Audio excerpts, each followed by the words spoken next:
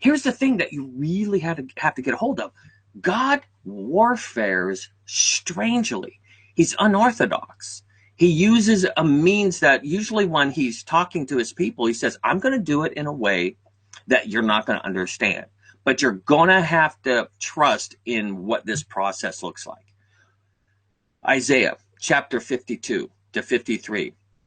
I'm going to give you victory through the defeat of a Messiah. And if I were to tell you, you won't believe me. Same thing. I'm going to cleanse you of your idolatry, and I'm going to fulfill my purposes, but you're going to have to be defeated by Nebuchadnezzar and the Babylonians, and they are going to absolutely be unstoppable. They are going to be fierce, and you're going to be like, why are you doing this, God? Why did you abandon us? Why did you just hand us over to our enemies? And he says, well, guess what? Nebuchadnezzar is my servant. My servant will be Nebuchadnezzar, and he will do my will. Why am I saying all this stuff? Because this imagery is in the trumpets that we're just about to read. The picture of God using the armies of Satan, the host, he's the Lord of hosts. So he likens even his enemies unto grasshoppers or unto locusts or unto various animals and beasts, and he uses those beasts to even accomplish his purpose, even to discipline his people, to bring them under chastisement, to get them to realize that he is the king of the kings. And he will even use their misguidedness or their evil or their rage, or will send a demon bearing a lie to a king or something like that to get them to do what they're going to do. And he even says that because of the pride of the people of God, he sent an angel, he sent a spirit to get David, King David, to number his people so he could chastise the people. And it brought them under. And even though David confessed of the great sin of numbering the people, look in the scripture and it says that God had caused him to do that. Well, David was getting filled with pride. The people were getting filled with pride. So it was a just discipline, but he will use the hands of your enemies even as his rods of discipline for his people.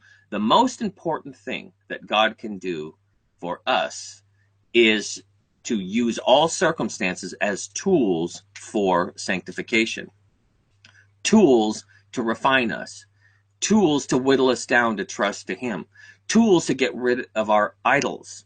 And he will do it through unorthodox means, because guess what? When you are constantly under the sense of like, no matter what I do, I'm never going to get a spanking, you create brats and you create hellish children.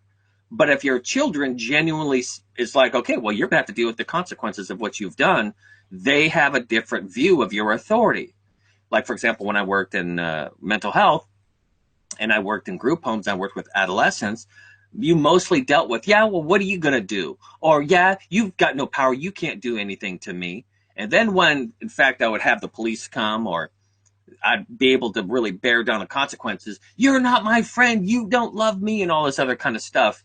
And what was interesting is over time, they realized I was the person to trust, that they could trust my word, and that I did love them more than the other people that were indulging them.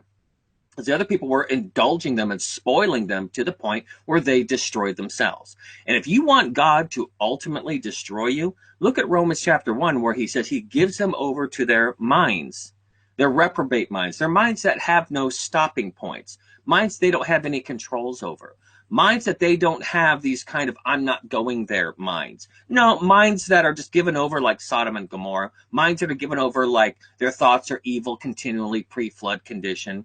The mind of like this idea that Tower of Babel and we're going to become one and we're going to be unstoppable in this kind of interesting purposes that we have.